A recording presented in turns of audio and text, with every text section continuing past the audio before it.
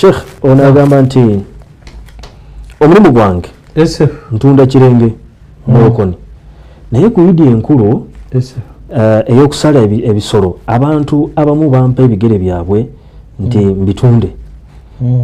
nfunemu akasente ate nga nze mmanyi nti ennyama ya dhuhiya tetundibwa kati nyinza kukola ntya? waliwo omuntu asaze dhuhiya Sheikh Senjala Ali Abdallah asaze dhuhiya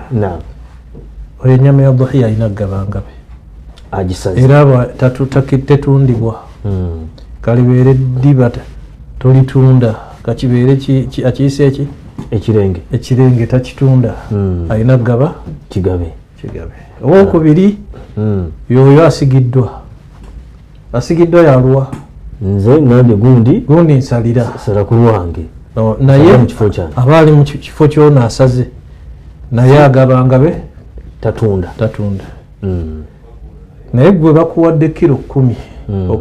naam Kasimu Ali Abdallah Senjala asaze aweereza Kasimu kilo 10 mawuhubu yaweereddwa si akoze ki si asaze tebadde mbugikola kyayagala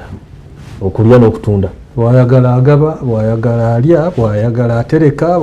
kyayagala kuba ye si akoze ki si asaze n'olwekyo ebakuwa naam nga ostahaqqa okufuna dhuhiya kubanga dhuhiya buli omu afuna naye bakusaasira ne bagamba no katumuwe dhuhiya naam tekirina buzibu wallahu a'lam Allah yasinga okumanya naye bihadhihi niyya omwezo tyona ajja kutunda naye tabatundira ajja kulyako ayina n'obwekano ono yajja okutunda atuweeko akomyewo kyate haram kiringa muli bayizi naam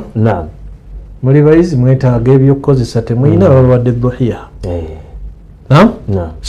temuli bawokala simu abasaze yadde okubawa nti nno musaleko waffe okuintafa n'ennyama eyo kugifunamu emigaso emiki mu migaso emirala tekirina buzibu bwonna nti kilo eba yabadde ya mutwalo katugire etaano tufune ebyokozesa byenna akozesa nfune kino sirina wahakada alhamdulillah